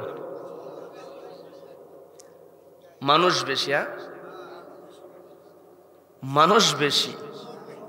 হ্যাঁ, চোর কম, কিন্তু চোরকে সহ্য করার মানুষ বেশি। কি কথা বলেন? চুরি কয়জন করে আপনার এলাকায়? আপনি চোখটা বুলান, কয়জন চুরি করে? কিন্তু ওই চোরের চুরি চায় চায় আমরা দেখি। কি কথা বলেন? অথচ আল্লাহ বলছেন ওয়াতানহাউনা আনিল মুনকার, যেখানে অসৎ কাজ দেখবে, অন্যায় দেখবে, সেখানে বাধা প্রদান করো। আজকে আমি আপনি ঐক্যবদ্ধভাবে যদি বাধা প্রদান করতে পারতাম, একটা চোরের পক্ষে চুরি করা সম্ভব হতো না। একজনও করে না, না করে না? আচ্ছা ঠিক আছে, আপনার আবার একটু দেখতে হবে। আচ্ছা, আমার দেশে চোরকে আমি আপনি বাধা দেই, চোরকে শাস্তি দেই। বল কোন চোর? যে চোর মুরগি চুরি করে ধরা পড়ে। কি কথা বলেন? মুরগি চুরি করেছে, জুতা চুরি করে ধরা পড়েছে, সবাই এক জায়গায় হয়ে আচ্ছা গণধোলায় আছে না নাই? জীবনে কাউকে আঘাত করবে, প্রতিবাদ করবে, সে সাহস নাই। কোনোদিনও কোথাও কোনো প্রতিবাদ করে কথা বলে নাই, কাউকে অন্যায় দেখে প্রতিহত করে নাই। কিন্তু যখনই দেখেছে জটলা পেকেছে, কি হয়েছে বলে ওখানে মুরগি চোর ধরা পড়েছে, মানুষ গণধোলাই দিচ্ছে, ও চিন্তা করলো সারা জীবনে কোথাও তো সাহস দেখাতে পারি নাই, যেহেতু সবাই মারছে এই সুযোগ হাতছাড়া করা যাবে না, আমিও দুইটা থাপ্পড় দেই। কি কথা বলেন? মুরগি চোর ধরা পড়লো, জুতো চোর ধরা পড়লো, আমি আপনি সেখানে গিয়ে থাপ্পড় দিলাম, গণধোলাই দিলাম। কিন্তু আমার আপনার সামনে কলমের খোঁচা দিয়া লক্ষ লক্ষ কোটি কোটি টাকা আত্মসাৎ করে এমন অফিসার যখন আমার আপনার সামনে চলে আসে, আমি আপনি গণধোলাই তো দূরের কথা, সালাম দিতে দিতে হুঁশ থাকে না। কি কথা বলেন? আজকে আমার দেশে মানুষ শান্তিতে কেন থাকে না? আমি আপনি অন্যায় বাধা প্রদান করতে পারি না। অথচ খেলাফতের দায়িত্ব হলো এই আল্লাহর জমিনে আল্লাহর বিধান কায়েমের দ্বারা অন্যায়কে দূর করতে হবে। কি কথা বলেন? আজকে আমার দেশে দিন দিন চুরি বেড়েই চলছে। দুদক আছে, দুর্নীতি দমন কমিশন আছে, কিন্তু দুর্নীতি কমে না। দুর্নীতি কমবে কিভাবে? মানব রচিত বিধান দিয়ে তো কখনো অন্যায় দূর করা সম্ভব নয়। আমার দেশে যে সমস্ত অফিসাররা, আমার কথায় বিরক্ত হচ্ছেন, যে সমস্ত অফিসাররা কলমের খোঁচা দিয়া লক্ষ লক্ষ কোটি কোটি টাকা আত্মসাৎ করে, ওই সমস্ত একটা অফিসারের অপরাধ প্রমাণিত হওয়ার পরে ওই অফিসারকে যদি সুপ্রিম কোর্টের সামনে, হাইকোর্টের সামনে অথবা বাইতুল মুকাররমের সামনে একটা চোর অফিসারের হাত যদি কেটে দেওয়া হতো, ফাকতু আইদিয়াহুমা, চোর চুরি করলে মহিলা হোক আর পুরুষ হোক প্রমাণিত হলে ফাকতু, হাত কেটে দেওয়া বিধান দিয়েছেন কে? একটা অফিসারের হাত যদি বাইতুল মুকাররমের সামনে অথবা হাইকোর্টের সামনে কেটে দেওয়া হতো, দেশের বাকি অফিসারগুলো এমনিতে সোজা হয়ে যেত। এই কথাগুলো বললেই হুজুরেরা খারাপ। কি কথা বলেন? আমার দেশে আপনাদের এলাকায় কৃষকেরা আবাদ করে, সিম আবাদ করে, আলু আবাদ করে, ঢাকা শহরে এগুলো বিক্রি করে। ঢাকা শহরে ওখানে তো আবাদ করার কোনো সুযোগ নেই। বিভিন্ন জেলা থেকে, বিভিন্ন এলাকা থেকে সমস্ত আবাদ ঢাকায় যায়। দেখবেন ঢাকাতে যেই পণ্যগুলো পাওয়া যায়, ঢাকাতে যেই তরি তরকারি পাওয়া যায়, এগুলো সবচাইতে আপনার যেই জমির সবচাইতে ভালো ভালো যেই ফসল উৎপাদনের ফলে, সবজি উৎপাদনের ফলে সবচেয়ে ভালো যেগুলো হয়, ওগুলো ঢাকা শহরে যায়। কি কথা বলেন? কি কথা বলেন? আপনাদের বাজারে সিম বিক্রি করা হয় 20 টাকা 25 টাকা দরে, এই সিম ঢাকা শহরে পৌঁছার পরে হয়ে যায় 120 টাকা। কি কথা বলেন? মাছ কিনে নিয়ে যায়, যেই মাছ আপনাদের গৌর নদীতে আপনি বিক্রি করলেন 120 টাকা কেজি, সেই মাছ ঢাকায় গিয়ে 250 টাকা কেজি হয়। কি কথা বলেন? এই যে দামগুলো বাড়ে, এগুলোর কারণ হলো মোড়ে মোড়ে চাঁদাবাজি। আছে না নাই? আছে না নাই? যারা জমিনে চাঁদাবাজি করে এরা হলো ফাসাদ তৈরিকারী। কোরআনে স্পষ্ট আল্লাহ বলছেন, যারা পৃথিবীতে ফাসাদ তৈরি করবে, মানুষকে জিম্মি করবে, ওদের বিধান হলো ওদেরকে শাস্তি দিতে হবে। ওদের এক হাত আরেক পা, অর্থাৎ ডান হাত বাম পা, ডান পা বাম হাত। একটা সন্ত্রাসী, একটা ডাকাতের হাত পা যদি ওই বাইতুল মুকাররমের সামনে অথবা হাইকোর্টের সামনে একটা চাঁদাবাজকে যদি শাস্তি দেওয়া হতো, দেশের বাকি চাঁদাবাজগুলো আল্লাহওয়ালা হয়ে যেত। আমি আপনি যত কথাই বলি না কেন, পৃথিবীতে শান্তি কোরআন ছাড়া, আল্লাহর বিধান ছাড়া পৃথিবীতে কখনো শান্তি প্রতিষ্ঠা করা সম্ভব হবে? এই কোরআনটাকে প্রতিষ্ঠা করার দায়িত্বটাই হলো খেলাফতের দায়িত্ব। কি কথা বলেন? সম্মানিত ভাইয়েরা, আল্লাহ আমাকে আপনাকে বললেন তা'মুরুনা বিল মা'রুফ, তোমরা সৎ কাজের আদেশ দাও। আবার আল্লাহ রাব্বুল আলামিন নিজে আমাকে আপনাকে আদেশ দিয়ে বলছেন। আজকে জুমার খুতবাতে ইমাম সাহেব একটা আয়াতে কারিমা তেলাওয়াত করেছেন। বিরক্ত হচ্ছেন নাকি আমার কথায়? বিরক্ত হচ্ছেন? ইমাম সাহেব যখন সানি খুতবা পাঠ করেছেন, শেষের দিকে তিনি একটা আয়াতে কারিমা তেলাওয়াত করেছেন, সেটা হলো ইন্নাল্লাহা ইয়া'মুরু বিল আদলি ওয়াল ইহসান ওয়া ইতা'i যিল কুরবা। আয়াতটা কিন্তু শেষ করতে হয় না। সানি খুতবার শেষের দিকে ইমাম সাহেব যে আয়াতে এই যে আয়াতটা তেলাওয়াত করেন, সেটা হলো পবিত্র কোরআনের 16 নম্বর সূরা নাহলের 90 নম্বর আয়াত। যখন ইমাম সাহেব তেলাওয়াত শুরু করে দেয়, ইন্নাল্লাহা ইয়া'মুরু বিল আদলি ওয়াল ইহসান, এইটুকু যেতে না যেতেই মুসল্লিরা গা ঝাড়া দিয়ে দেয় যে খুতবা শেষ, এখন দাঁড়াতে হবে। কি কথা বলেন? আমি আপনি এই আয়াতটা শুনতে শুনতে আমার আপনার ঠটস্থ হয়ে গিয়েছে। ইমাম সাহেব সানি খুতবার শেষের দিকে যখন আয়াতটা তেলাওয়াত করে, আমি আপনি নামাজের জন্য দাঁড়িয়ে যাওয়ার জন্য প্রস্তুতি গ্রহণ করি, অবশ্যই এই আয়াতটা আমার আপনার পরিচিত হয়েছে, মুখস্থ হয়েছে, ঠটস্থ হয়েছে, এটা ভালো দিক। তবে এই আয়াতের মধ্যে আল্লাহ যে বিধানের কথা বলেছেন, এই বিধানটা আমাকে আগে বুঝতে হবে। কি কথা বলেন? কি কথা বলেন? আল্লাহ বলেন ইন্নাল্লাহা ইয়া'মুরু বিল আদল। ও আমার বান্দা, তোমরা শুনে রেখে দাও, আমি আল্লাহ তোমাদেরকে অর্ডার দিচ্ছি তোমরা আদালত কায়েম করো। আল্লাহ বলছেন তা'মুরুনা বিল মা'রুফ, আল্লাহ আমাদেরকে বলছেন তোমরা সমাজের মধ্যে সৎ কাজের আদেশ দাও। তা'মুরুনা বিল মা'রুফ, তোমরা আদেশ দাও সৎ কাজের। আর আল্লাহ নিজেই বলছেন ইন্নাল্লাহা ইয়া'মুরু বিল আদল, আমি আল্লাহ নিজেই তোমাদেরকে যে অর্ডার দিই সেটা হলো তোমরা ন্যায় বিচার প্রতিষ্ঠা করো। যেই সমাজের মধ্যে, যে রাষ্ট্রের মধ্যে ন্যায় বিচার আছে, ওই সমাজের রাষ্ট্রের সৎ কাজের আদেশ দেওয়া সহজ। কি কথা বলেন? যেই রাষ্ট্রে ন্যায় বিচার পাওয়া যায়, সেই রাষ্ট্র ওয়াতানহাউনা আনিল মুনকার, অসৎ কাজে বাধা প্রদান করা যায়। কি কথা বলেন? যদি সমাজের মধ্যে ন্যায় বিচার না থাকে, আমি আপনি অন্যায়ের প্রতিবাদ করতে পারবো না। কি কথা বলেন? এই জন্য আল্লাহ বলছেন তোমাদের দায়িত্ব হলো তোমরা ন্যায় বিচার প্রতিষ্ঠা করবে। যখন সমাজের মধ্যে ন্যায় বিচার প্রতিষ্ঠা হয়ে যায়, সমাজের প্রত্যেকটা মানুষ তাদের অধিকার পেয়ে যায়। কি কথা বলেন? আমি আপনি যখন মানব জাতির ইতিহাস পর্যালোচনা করতে যাব, তখন দেখা যায় মানব জাতি, মানুষেরা পৃথিবীতে সেই সময়টাতে বেশি শান্তিতে বসবাস করেছে, যেই সময়টাতে সমাজে বাস্তবায়িত থেকেছে একটি বিধান। সেই বিধানের নাম কি? সবাইকে বলতে হবে বিধানের নাম কি? হযরত ওমরের ঘটনা আমরা জানি, হযরত আবু বকর, হযরত ওমর, আলী, ওসমান, সকলের ঘটনা আমরা জানি। তাদের সময় সমাজের মধ্যে, রাষ্ট্রের মধ্যে ন্যায় বিচার ছিল। কি কথা বলেন? সবাই তাদের অধিকার পেয়েছে। আরেকজন খলিফা আছেন যার নামটা আমরা শুনেছি, তিনি হলেন খলিফা হারুনুর রশিদ। আমরা নাম শুনেছি। বাহালুল পাগলের সঙ্গে খলিফা হারুনুর রশিদের একটা সম্পর্ক ছিল। বাহালুলকে তো আমরা পাগল বলি, হ্যাঁ তিনি পাগল ছিলেন, কিন্তু একজনের জন্য পাগল। তিনি কে? সবাইকে বলতে হবে তিনি কে? বাহালুল তিনি আল্লাহওয়ালা মানুষ ছিলেন, তিনি আলেম মানুষ ছিলেন। খলিফা হারুনুর রশিদ তিনি সম্পর্ক রাখতেন আলেমদের সঙ্গে। যারা চেয়ারে বসে আলেমদের সঙ্গে সম্পর্ক রাখবে, তারাই দেশে শান্তি প্রতিষ্ঠা করতে পারবে। কি কথা বলেন? কি কথা বলেন? আলেমরা কখনো খারাপ পরামর্শ দেয় না। খলিফা হারুনুর রশিদ তিনি যখন আলেমদেরকে প্রাধান্য দিতেন, আলেমদের কাছ থেকে পরামর্শ গ্রহণ করেছেন, তিনি সমাজের মধ্যে ন্যায় বিচার প্রতিষ্ঠা করতে পেরেছিলেন। তার দরবারে যখন তিনি যখন খলিফাদের চেয়ারে বসা ছিলেন, তার দরবারে একদিন একটা চিঠি চলে আসলো। খলিফার দরবারে চিঠি এসেছে রাকা শহর থেকে। তৎকালীন সময়ে সিরিয়ার একটা শহরের নাম ছিল রাকা শহর। ওই রাকা শহর থেকে খলিফার কাছে চিঠি লেখা হয়েছে। চিঠিতে লেখা ছিল, আমাদের রাকা শহরের যিনি বিচারক তিনি অসুস্থ। আমাদের বিচারক অসুস্থ থাকার কারণে বিচার কার্য পরিচালনা হয় না।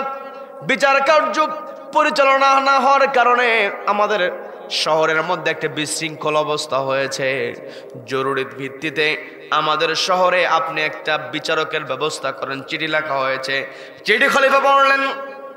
চিঠি পড়ার পরে তিনি পাল্টা চিঠি লিখলেন। তিনি চিঠি লিখে জানিয়ে দিলেন, আগামী 1 সপ্তাহের মধ্যে তোমাদের ঢাকা শহরে নতুন বিচারক চলে যাবে। নতুন বিচারকের কথা বলে তিনি পাল্টা চিঠি লিখে দিলেন। 1 সপ্তাহ পরে ঢাকা শহরে নতুন বিচারক তার চেয়ারে বসেছে।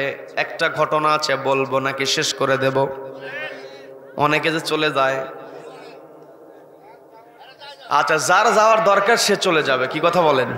কি কথা বলেন? আল্লাহ আমাদের সকলকে কবুল করেন, বলেন আমিন, বলেন আমিন। বিচারক 1 সপ্তাহ পরে তার চেয়ারে গিয়ে বসেছে। মামলা দায়ের করা হয়েছে। প্রথম যেই মামলাটা বিচারকের সামনে উপস্থাপন করা হয়েছে, সে মামলাটাও হলো চুরির মামলা। কিসের মামলা? চুরির মামলা। আসামি একজন বৃদ্ধা মহিলা। বৃদ্ধা মহিলা আসামি। বিচারক একটু অবাক হলেন, কারণ মানুষের বয়স যখন বাড়ে অপরাধ করার প্রবণতা কমে যায়। কি কথা বলেন? শরীরে যখন রক্ত গরম থাকে তখন কাউকে কেয়ার করতে চায় না, কারণ যুবকদের রক্ত গরম, কাউকে কেয়ার করতে চায় না। কি কথা বলেন?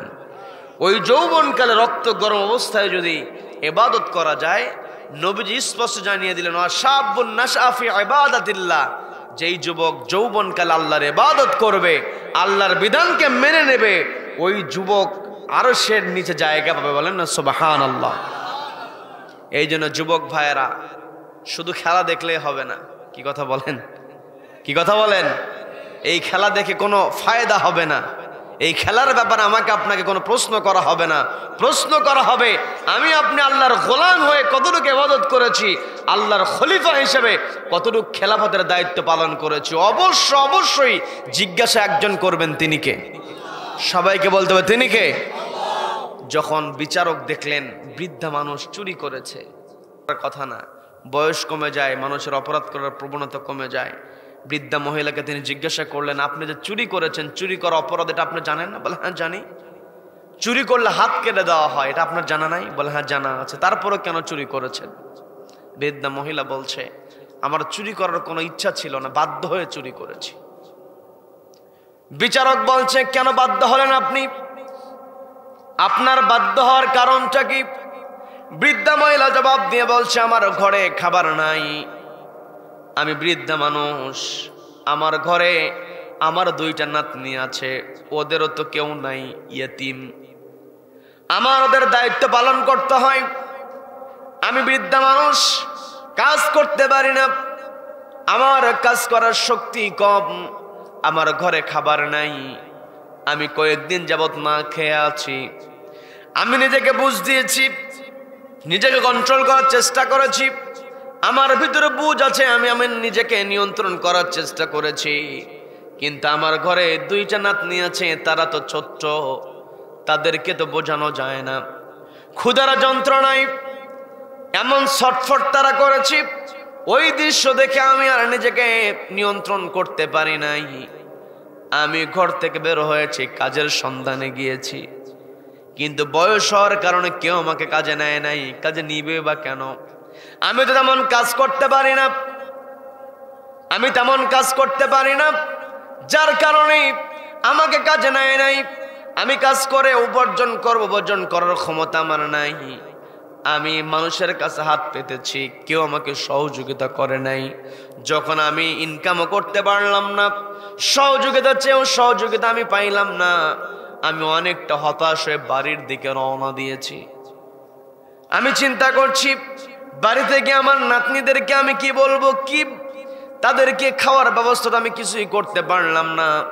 ভাবতে ভাবতে যখন বাড়ির দিকে যাচ্ছিলাম, পথের মধ্যে আমার একটা দোকানের দিকে নজর পড়ে গেল। দোকানের মধ্যে কিছু রুটি আমি দেখতে পেলাম।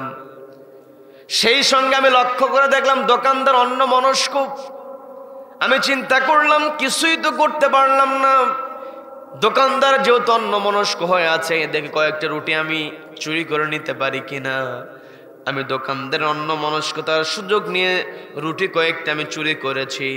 রুটি চুরি করার সময় লক্ষ্য করে দেখলাম দোকানের মধ্যে কিছু মধুর বোতল। আমি চিন্তা করলাম রুটি নিলাম, এই মধুর বোতল যদি নিতে পারি রুটিগুলো মধুর সঙ্গে মিশিয়ে খাওয়া যাবে।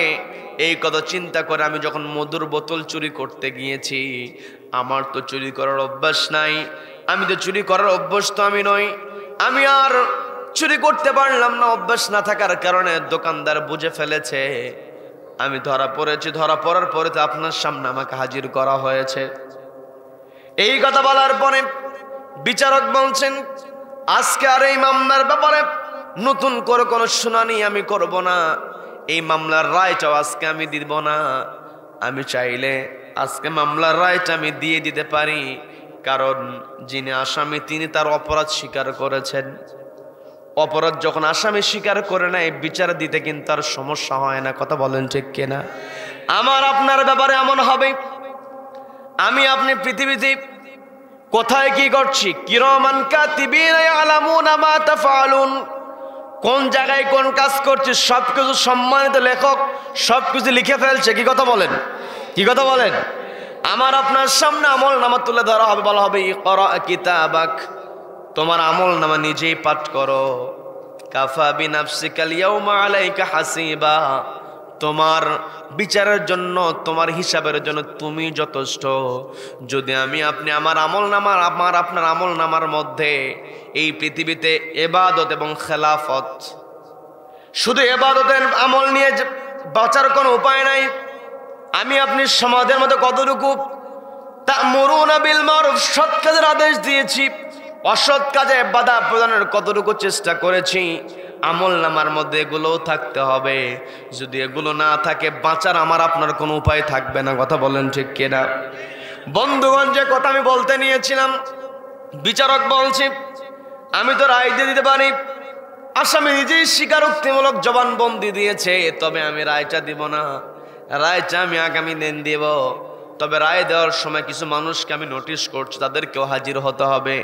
এক নম্বরে বলেন ঢাকা শহরে যিনি প্রধান, নগর প্রধান যিনি, শহরের প্রধান যিনি, তাকে উপস্থিত থাকতে হবে। দ্বিতীয় নম্বরে তিনি বললেন যিনি খাদ্য প্রধান, তাকেও থাকতে হবে। সমাজের ধনাঢ্য ব্যবসায়ী প্রভাবশালী যারা ছিল কিছু মানুষকে ইন্ডিকেট করে তিনি তাদের কাছে নোটিশ পাঠাইয়া দিয়ে বললেন আগামী দিন একটা বিচারের ফয়সালা দেওয়া হবে, সবাইকে হাজির হতে হবে। নির্ধারিত দিনে পরের দিনে যখন সবাই হাজির হয়েছে, ওই বিচারক সবাইকে লক্ষ্য করে বলছেন, বৃদ্ধা মহিলা চুরি করেছি, আমি এই চুরির রায়টা এখন দিয়ে দেব। রায়টা হলো, যেহেতু বৃদ্ধা মহিলা তার অপরাধ স্বীকার করেছে, তাকে জেরা করতে হয় নাই, রিমান্ডে নিতে হয় নাই। আসামিকে অপরাধ স্বীকার করানোর জন্য রিমান্ড আছে না নাই? আছে না নাই? আবার আমার দেশে রিমান্ডের নামে জুলুম আছে না নাই? আছে না নাই? দীর্ঘ 15টা বছর খালি জুলুম আর জুলুম, জুলুম আর জুলুম। কি কথা বলেন? কি কথা বলেন? চেয়ারটাকে টিকিয়ে রাখার জন্য প্রত্যেকটা সেক্টরে প্রমোশন দিয়েছে। প্রমোশন দেওয়ার পূর্বে 14 গোষ্ঠীর প্রোফাইলে কি কি আছে সব দেখে দেখে নিজের পক্ষের লোককে প্রমোশন দিয়েছে। তবুও শেষ পর্যন্ত প্রত্যেকটা জায়গায় নিজের লোক থাকার পরও চেয়ারটাকে রক্ষা করতে পারে নাই। কথা বলেন? কি কথা বলেন? মানে এই পৃথিবীতে যতই চেয়ার টিকিয়ে রাখার চেষ্টা আমি আপনি করি না কেন, সকল ক্ষমতা একজনের হাতে। তিনি কে? তিনি কে? আল্লাহ তুতিল মুলকা মান তাশা, আল্লাহ যাকে ইচ্ছা ক্ষমতা দিতে পারেন। ওয়া তানজিউল মুলকা মিম্মান তাশা, যার কাছ থেকে ইচ্ছা আল্লাহ ক্ষমতা কেড়ে নিতে পারেন। ক্ষমতা কেড়ে নিতে আল্লাহর বড় কোনো শক্তির প্রয়োজন হয় না। কি কথা বলেন? নমরুদকে আল্লাহ নাস্তানাবুদ করেছেন পানির মধ্যে চুবায়া মেরে। কি কথা বলেন? ফেরাউনকে আল্লাহ পানির মধ্যে চুবায়া মারলেন। ফেরাউনকে, নমরুদকে আল্লাহ দুনিয়া থেকে বিদায় করলেন ল্যাংড়া মশা দিয়া। কি কথা বলেন? আব্রাহা হস্তি বাহিনী নিয়ে এসেছে, কাবাঘর ভেঙে ফেলবে। আল্লাহ বলছেন তুই কাবাঘর ভাঙবি, আমার বড় কোনো বাহিনীর দরকার নাই। তয়রান আবাবিল, ঝাঁকে ঝাঁকে পাখি পাঠাইয়া দিলেন। ঠোঁটের মধ্যে বড় কোনো বুলেট দেন নাই আল্লাহ, কোনো বোমা আল্লাহ দেন নাই। আল্লাহ দিয়েছেন মটর দানার মতো ছোট ছোট পাথরকুচি, উপর থেকে ছেড়ে দেওয়া হয়েছে। মুহূর্তের মধ্যে হস্তি বাহিনী একেবারে চিবানো ঘাসের মতো হয়ে গেছে। কি কথা বলেন? যে আবু জাহেল এই কোরআন প্রচার করার কারণে আমার আপনার নবীজিকে এত কষ্ট দিয়েছে, নবীজির বিরুদ্ধে সব সময় লেগে থেকেছে নবীজিকে পরাস্ত করার জন্য। আবু জাহেল তো যেন তেন নেতা ছিল না, ও ছিল নেতাদেরও নেতা। কি কথা বলেন? নেতাদেরও নেতা ছিল আবু জেহেল। আল্লাহ চাইলে বদরের প্রান্তরে ওই আবু জেহেল যেহেতু বড় নেতা, তাকে বড় যোদ্ধা দিয়ে আল্লাহ সাইজ করতে পারতেন, কিন্তু আল্লাহ বড় যোদ্ধাদের সাইজ করেন নাই। আল্লাহ দুইজন ছোট্ট ভাই মাআজ এবং মুআওয়াজ, দুইজন বালককে পাঠায় দিয়া ওই দুইজন ছোট্ট বালকের দ্বারা ওই ক্ষমতাধর আবু জেহেলকে আল্লাহ নাস্তানাবুদ করেছে। কি কথা বলেন? ইতিহাস থেকে আমরা জানতে পারি আল্লাহ কোন জালিমের চেয়ার টান দিতে আল্লাহর বড় কোনো শক্তির প্রয়োজন হয় না। এগুলো আমরা ইতিহাসে জেনেছি, সর্বশেষ আমরা সরাসরি ইতিহাস দেখেছি। কি কথা বলেন? প্রত্যেকটা জায়গায় নিজের পছন্দের লোক, কিন্তু রব্বুল আলামিন কি করলেন? বড় কোনো বাহিনীকে কিন্তু সামনের কাতারে দেন নাই। আল্লাহ কিন্তু বড় কোনো শক্তিশালী ইউনিটকে, অস্ত্রধারী ইউনিটকে আল্লাহ সামনের কাতারে দেন নাই। আল্লাহ নিরস্ত্র ছাত্র জনতাকে সামনের কাতারে দিয়েছেন, পালাতে বাধ্য হয়েছে। কি কথা বলেন? এর দ্বারা বোঝা যায় যার যত বড় ক্ষমতা থাকুক না কেন, এই ক্ষমতার বড়াই এই পৃথিবীতে চলে না। কি কথা বলেন? কি কথা বলেন? আমি বলতে নিয়েছিলাম যে ঘটনা, ওই বিচারক তিনি বলছেন আপনারা সবাই এসেছেন, আমি তাকে গতকালকে জিজ্ঞাসা করেছিলাম, তাকে রিমান্ডে নিতে নেওয়া হয় নাই, তাকে জিজ্ঞাসাবাদ, জোরালো কোনো জিজ্ঞাসাবাদ করতে হয় না, জেরা করতে হয় নাই। তিনি যেহেতু তার অপরাধটাকে আপোষে স্বীকার করেছেন, যেহেতু তিনি আপোষে তার অপরাধকে স্বীকার করেছেন, কাজেই চোর চুরি করলে যে হাত কেটে দিতে হয়, তার আপোষে স্বীকার করার কারণে এই হাত কাটার বিধান থেকে তাকে মাফ করে দেওয়া হলো। বলেন সুবহানাল্লাহ। হাত কাটার বিধান থেকে মাফ করে দেওয়া হলো। তো বিচারক বলছেন যেহেতু অপরাধ সংগঠিত হয়েছে, কাজেই এই অপরাধের শাস্তি তো হওয়া দরকার। কি কথা বলেন? শাস্তি তিনি লিখলেন, তিনি অর্ডার দিলেন যে 50টা বেতের বাড়ি মারতে হবে।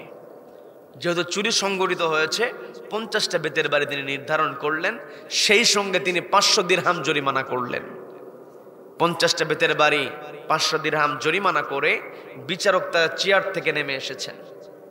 নেমে এসে বৃদ্ধা মহিলার পাশে দাঁড়ালেন, দাঁড়িয়ে বলছেন এই বয়সে বৃদ্ধা মহিলা চুরি করেছে, এই বয়সে তার তো চুরি করার কথা নয়, এই বৃদ্ধ বয়সে রাষ্ট্রের দায়িত্ব হলো তার খোঁজ খবর নেওয়া। কি কথা বলেন? কি কথা বলেন? মানুষ যখন অচল হয়ে যায়, বৃদ্ধ হয়ে যায়, তার যদি সম্পদ না থাকে, তাকে দায়িত্বভার গ্রহণ করতে হবে রাষ্ট্রের। কি কথা বলেন? বিচারক বলতে যেহেতু বৃদ্ধ মানুষ, রাষ্ট্রের দায়িত্ব ছিল তার খোঁজ খবর নেওয়া, তিনি চুরি করতে বাধ্য হয়েছেন, তিনি চুরি করেছেন, অপরাধ তিনি করেছেন, কিন্তু এই অপরাধ সংগঠিত হওয়ার জন্য সবচেয়ে বড় অপরাধী যিনি হলেন, তিনি হলেন এই রাষ্ট্রের খলিফা। কি কথা বলেন? রাষ্ট্রের খলিফা, তিনি খোঁজ নিতে পারে নাই। আর আমি আজকে রাকা শহরের বিচারকের চেয়ারে বসেছি, আমি যেহেতু চেয়ারে বসেছি বিচারকের চেয়ারে, আমিও তো খলিফার একজন প্রতিনিধি। কাজেই এই মহিলা চুরি করেছেন, তার অপরাধ সংগঠিত হয়েছে, আমি রাষ্ট্রের খলিফা যেখানে দোষী, খলিফার প্রতিনিধি হিসেবে আমিও দোষী। এই তিনি চুরি করেছেন, 50টা বেতের বাড়ি নির্ধারণ করা হয়েছে, এই 50টা বেতের বাড়ির মধ্যে 20টা বেতের বাড়ি আমার হাতে মারা হোক। বলেন আল্লাহু আকবার, বলেন আল্লাহু আকবার। তারা কেমন ন্যায় বিচার করেছেন? কি কথা বলেন? ন্যায় বিচার তারা করলেন। হাতটা যখন বের করলেন, বের করে দিয়ে বলছেন আমার হাতে 20টা বেতের বাড়ি মারা হোক। তবে আমার হাতে বেতের বাড়ি মারতে গিয়ে কোনো দয়ার পরবশ হওয়া যাবে না। আমি বিচারক বলে যে আমাকে আসতে মারবে তা নয়, বরং অন্যান্য আসামিকে যেভাবে আঘাত করা হয়, আমাকে যেন তার চাইতে জোরে আঘাত করা হয়। বলেন আল্লাহু আকবার। আমি কি বানিয়ে বলছি? হাতটা এগিয়ে দেওয়া হলো। কয়েকটা বেতের বাড়ি মারার পর হাত ফেটে রক্ত বের হয়েছে। পাশ থেকে কয়েকজন দৌড়ে আসছে, কারণ বিচারক সম্মান আছে না নাই? আছে না নাই? আছে।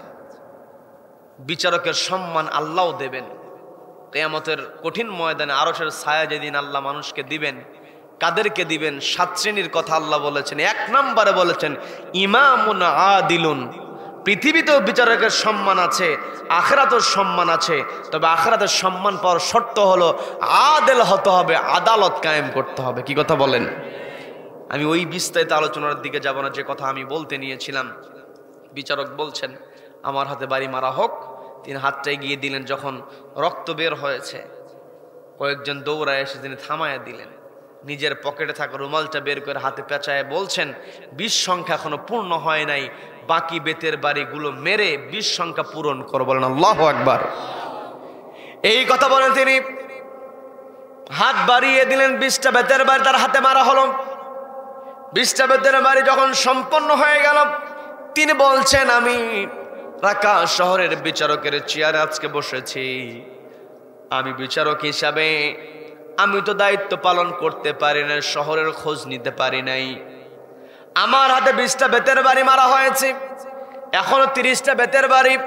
এই বেতের বাড়িতে বৃদ্ধা মহিলাকে মারা হবে না, বেতের বাড়ি মারতে হবে যিনি নগর প্রধান, নগরের প্রধান হয়েছেন, অথচ নগরের যারা অধিবাসী তাদের খোঁজ নিতে পারে না, ডাটা কালেক্ট করতে পারে না। এই যে ব্যর্থতা, এটার জন্য নগর প্রধানকেও বেত্রাঘাত করা হবে, বলেন আল্লাহু আকবার। এরপরে তিনি খাদ্য প্রধান, খাদ্যের দায়িত্বে থেকেছেন, কিন্তু অভাবী কারা আছে খোঁজ নিতে পারে নাই। এরপরে যারা ধনাঢ্য ব্যক্তি, সফল ব্যবসায়ী, যাদের সম্পদ আছে, নিজেরা একাই সম্পদ নিয়ে ব্যস্ত ছিল, তার আশেপাশে গরিব মানুষ কোন অবস্থায় আছে খোঁজ নেয় নাই। সবাই অপরাধী, সবাইকে ইন্ডিকেট করে বলছেন 30টা বেতের বাড়ি বাকি আছে, বাকি বেত্রাঘাতগুলো আপনাদের হাতে করা হবে, বলেন আল্লাহু আকবার। বিচারক অর্ডার দিয়ে দিলেন, সবার মধ্যে 30টা বেতের বাড়ি মারা হলো। বেতের বাড়ির 50 যখন পূর্ণ হয়ে গিয়েছে, বিচারক বলছেন 500 দিরহাম জরিমানা করা হয়েছে। যেই মহিলা নিজে খাবার ঘরে নাই, চুরি করেছে, তিনি কেমন করে দিরহাম জরিমানা দিবেন? এই 500 দিরহামের মধ্যে 100 দিরহাম রাষ্ট্রীয় কোষাগারে জমা হতে হবে, কারণ বিচারালয় চালানোর জন্য বিচারকদের বেতন, কর্মচারীর বেতনের দরকার আছে না নাই? বলছেন 500 দিরহাম আমি জরিমানা করেছি, 100 দিরহাম রাষ্ট্রীয় কোষাগারে জমা করতে হবে, যেটার দায়িত্ব আমি নিজেই নিয়ে নিলাম। আমি একাই 100 দিরহামের দায়িত্ব নিয়ে নিলাম, বাকি থাকে 400 দিরহাম। এই 400 দিরহাম কেমন করে আদায় করা হবে তিনি বন্টন করে দিলেন। অমুককে 30 দিরহাম, অমুকেরা দিবে 20 দিরহাম করে, অমুকেরা 10 দিরহাম করে দেবে। সবার উপরে তিনি জরিমানাটা ভাগ করে দিলেন। 400 দিরহাম যখন সংগ্রহ হয়ে গেল, 20 দিরহাম তিনি আলাদা করে দোকানদারকে ডাক দিয়ে বলছেন, তোমার পণ্যের ক্ষতি হয়েছে, এই 20 দিরহাম তোমাকে জরিমানা বাবদ তোমাকে 20 দিরহাম দিয়ে দেওয়া হলো। বাকি থাকে 380 দিরহাম। বৃদ্ধা মহিলাকে ডাক দিয়ে বলছেন, এই 380 দিরহাম আপনাকে দেওয়া হলো, আগামী 1 মাস পর্যন্ত আপনি আপনার নাতনি 2 জনকে নিয়ে আপনার 1টা মাস আপনি সংসার চালাবেন, বলেন আল্লাহু আকবার।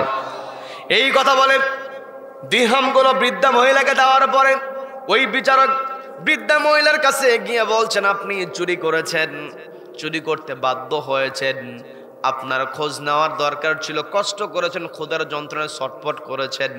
এই যে ক্ষুধার যন্ত্রণা হয়েছে, আমরা তো রাষ্ট্রীয় পদে থাকার পর আপনার খোঁজ নিতে পারি নাই। যদি কিয়ামতের ময়দানে আল্লাহর কাছে আমাদের বিরুদ্ধে আপনি অভিযোগ করেন, আমরা তো আগাতে পারবো না। আপনার কাছে মিনতি করি, রাকা শহরের সমস্ত দায়িত্বশীলদের পক্ষ থেকে বিচারক হিসাবে আমি আপনার কাছে ক্ষমা চাইছি। ওই কিয়ামতের কঠিন ময়দানে আপনি আমাদের বিরুদ্ধে আল্লাহর কাছে দয়া করে অভিযোগ করবেন না, বলেন আল্লাহু আকবার। অন্তরে আল্লাহর ভয় থাকতে হবে, তবে আদালত কায়েম হবে। কি কথা বলেন? কি কথা বলেন? অন্তরে আল্লাহর ভয় থাকতে হবে। শুধু বড়াই করলে হবে না, চেয়ারের লোভ করলে হবে না। চেয়ার হারানোর পর ষড়যন্ত্র করে, আসে না নাই? আসে না নাই?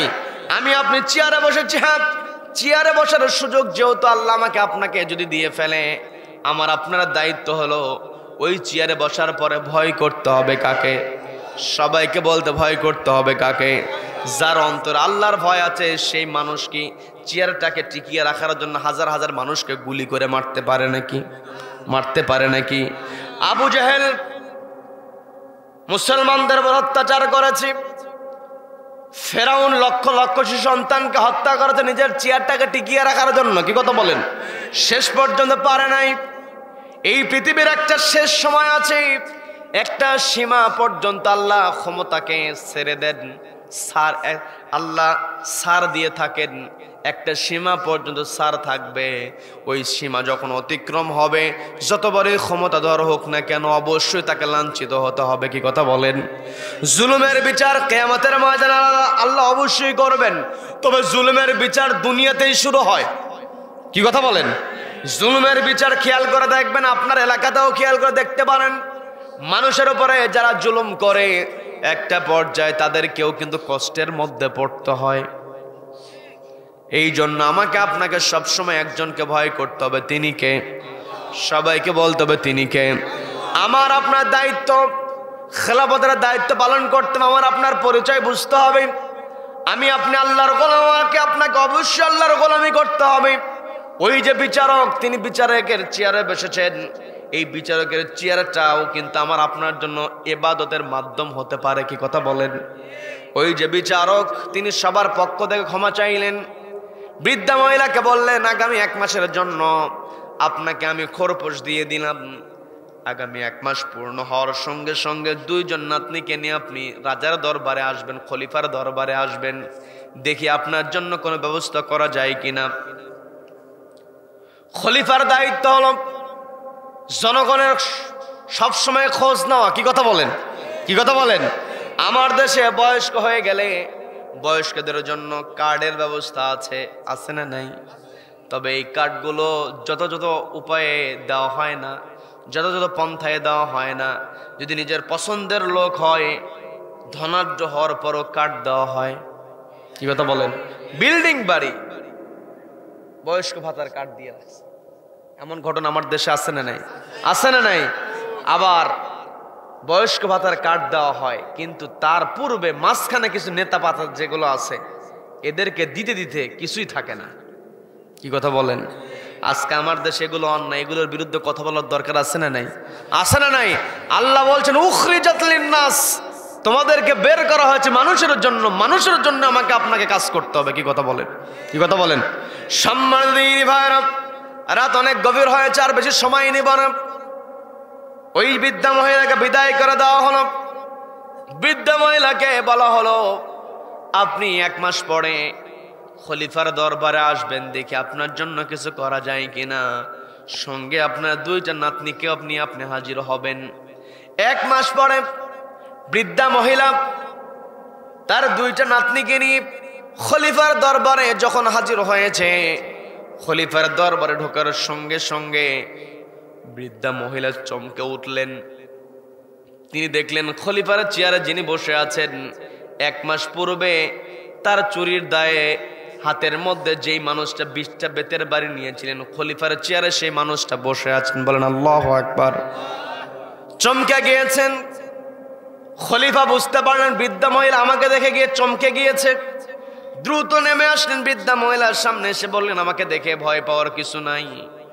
ওই দিন আমাকে আপনি দেখেছেন, আমি রাকা শহরের চেয়ারে বসেছিলাম, বিচারকের চেয়ারে। কারণ বিচারক তো অসুস্থ ছিল। আমার কাছে যখন চিঠি লেখা হয়েছিল, আমি তখন চিন্তা করেছিলাম নিজের পরিচয়টাকে গোপন করে আমার রাষ্ট্রের বিচার কার্যগুলো আমি দেখব কেমন চলে। বলেন আল্লাহু আকবার। এই যে তিনি এই কাজগুলো করেছিলেন, নিজের পরিচয়টাকে গোপন করেছিলেন, কার ভয়ে? সবাইকে বলতে হবে কার ভয়ে? খলিফা বলছেন, আমি ওই দিন রাকা শহরের বিচারক হিসেবে আপনার সামনে আমি দাঁড়িয়েছিলাম। ওই দিন আমি আমার পরিচয়টাকে প্রকাশ করি না আপনার কাছে। রাকা শহরের বিচারক হিসেবে আমি ক্ষমা চেয়ে নিয়েছি, তবে খলিফা হিসেবে তো আপনার কাছ থেকে আমি ক্ষমা চাইতে পারি নাই। আমি আমার দেশটা পরিচালনার ক্ষেত্রে আমার পরিচয়টাকে গোপন রেখে গোয়েন্দাগিরি করেছি। কি কথা বলেন? গোয়েন্দাগিরির মধ্যেও আল্লাহর ইবাদত করার সুযোগ আছে না নাই? আছে না নাই? তার মানে আমি আপনি যেখানেই থাকবো সেখানে ইবাদত করতে হবে কার? আমি আপনি দোকানদারি করব, দোকানে মানুষকে ঠকাবো না, আমার ক্রেতাকে আমি ঠকাবো না। বিক্রেতা হিসেবে ক্রেতার সঙ্গে যখন আমি ক্রেতাকে না ঠকি আল্লাহর সন্তুষ্টির জন্য ব্যবসা করব, ওই ব্যবসায়ীটা হবে আমার আপনার জন্য যাদের ওসিলা। কি কথা বলেন? খলিফা বলছেন, আমি আমার পরিচয়টা গোপন করেছিলাম। ওই দিন আমি আপনার কাছে ক্ষমা চেয়েছি রাকা শহরের বিচারক হিসেবে। আমি তো খলিফা হিসেবে আপনার কাছ থেকে ক্ষমা চাইতে পারি নাই। আজকে আমি আপনাকে ডেকেছি শুধুমাত্র আপনার ব্যবস্থা করবে এর জন্য নয়, আপনাকে ডেকেছি আমি খলিফা হিসেবে আপনার কাছে আমি ক্ষমা চাই। বলেন আল্লাহু আকবার। আপনার খোঁজ আমি নিতে পারি নাই, আমি ন্যায় বিচার প্রতিষ্ঠা করতে পারি নাই, আমার ঘাটতি ছিল, আপনার খোঁজটা নিতে পারি নাই। আপনার সঙ্গে আমার অন্যায় করা হয়ে গিয়েছে, আর কিয়ামতের ময়দানে আপনার সঙ্গে যে অন্যায়টা করেছি, এই অন্যায়ের ব্যাপারে কিয়ামতের ময়দানে আল্লাহ যদি আমাকে প্রশ্ন করে, আমি আল্লাহর কাছে যতই ক্ষমা চাই না কেন, আপনি আমাকে ক্ষমা না করলে আল্লাহও ক্ষমা করবেন না। বলেন আল্লাহু আকবার। আপনি আমাকে ক্ষমা করেন, খলিফা হিসেবে আপনার দায়িত্ব পালন করতে পারি নাই, তবে আপনাকে নিশ্চয়তা দিচ্ছি আজকে থেকে আপনার জন্য প্রতি মাসে যেই আমি ভাতার ব্যবস্থাটা করব, প্রত্যেক মাসে আপনাকে যে ভাতা প্রদান করা হবে এই ভাতা নিয়ে আপনি আপনার 2 এতিম নাতনিদের কিনে সংসার পরিচালনা করবেন। বলেন আল্লাহু আকবার, বলেন আল্লাহু আকবার। এই যে ইতিহাস আমরা শুনলাম, এই ইতিহাস আমার আপনার কাছে ইতিহাস মনে হতে পারে, আমি আপনি এই ইতিহাস তৈরি করতে পারবো। কি কথা বলেন, কি কথা বলেন? তবে ইতিহাস তৈরি করতে হলে আমাকে আপনাকে খেলাফতের দায়িত্ব পালন করতে হবে। কি কথা বলেন? আমি আপনি যেখানেই থাকবো আমার আপনার দায়িত্ব তা'মুরুনা বিল মা'রুফ, সৎ কাজের আদেশ দিতে হবে, ওয়া তানহাউনা আনিল মুনকার, অসৎ কাজে বাধা প্রদান করতে হবে। আমি আপনি যখন অন্যায়ের বিরুদ্ধে প্রতিবাদ করব তবেই আমি নিজেকে আল্লাহর খলিফা দাবি করতে পারবো। কি কথা বলেন? আল্লাহ আমাকে আপনাকে খেলাফতের ব্যাপারে অবশ্যই প্রশ্ন করবেন। যেভাবে যতটুকু সুযোগ আমার আপনার সামনে আসে অন্যায়ের প্রতিবাদের, ততটুকু আমাকে আপনাকে পূর্ণতার সঙ্গে আল্লাহ সন্তুষ্টির জন্য আমাকে আপনাকে অবশ্যই দায়িত্ব পালন করতে হবে। দায়িত্ব পালন আমি আপনি তখনই করতে পারবো ওয়া আলা রাব্বিহিম ইয়াতাওয়াক্কালুন, যখন তাওয়াক্কুল করতে পারবো কার উপরে? সবাইকে বলতে হবে কার উপরে? তার মানে এই পৃথিবীতে আমাকে আপনাকে শ্রেষ্ঠ সৃষ্টি বানিয়েছেন কে? সবাইকে বলতে হবে শ্রেষ্ঠ সৃষ্টি বানিয়েছেন কে? আমরা আশরাফুল মাখলুকাত, আমরা আল্লাহর গোলাম, আমরা আল্লাহর খলিফা। কি কথা বলেন? আল্লাহর গোলাম হিসেবে আল্লাহ যে বিধান আমাদেরকে দিয়েছেন, ইবাদত করার দরকার আছে না নাই? আমরা নামাজ পড়তে চাই না। পর্দালের মা বোনেরা শুনছেন, কানটা একটু খাড়া করে শোনেন। নামাজ না পড়লে বাঁচার কোনো উপায় আছে? উপায় আছে? আল্লাহ তো বলছেন ওয়া আকিমুস সালাহ, নামাজ কায়েম করো। নামাজ পড়তে হবে, নামাজ সমাজে কায়েম করতে হবে, নামাজ কায়েমের আন্দোলনে যোগ দিতে হবে। কি কথা বলেন, কি কথা বলেন? আল্লাহ বলেন কুনতুম খায়রা উম্মাহ, উম্মাহ বলেছেন আল্লাহ। তার মানে আমি আপনি যদি উম্মাহ হয়ে ঐক্যবদ্ধ হয়ে যদি ন্যায়ের পক্ষে থাকি, অন্যের বিপক্ষে দাঁড়াতে পারি, তবে আমার আপনার বাঁচার উপায় আছে। শুধু একাকী ইবাদত করে বাঁচার কোনো উপায় নাই। আমাকে আপনাকে এটাই বুঝতে হবে। আজকে আমি আপনি আমার আপনার পরিচয় ভুলে গিয়েছি।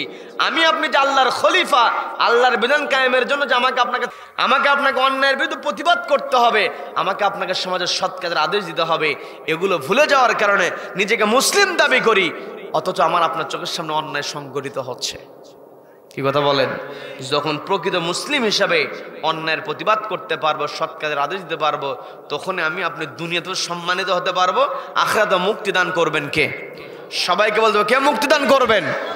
আল্লাহ মুক্তি দান করবেন। কারণ যখন সমাজে সৎ কাজের আদেশ হয়, অসৎ কাজে বাধা প্রদান করা হয়, মানুষ শান্তিতে বসবাস করে, আল্লাহ তো আমাকে আপনাকে বলেন উখরিজাত লিন্নাস, তোমাদেরকে মানুষের জন্য বের করা হয়েছে, মানুষের শান্তির তরে আমাকে আপনাকে কাজ করতে হবে।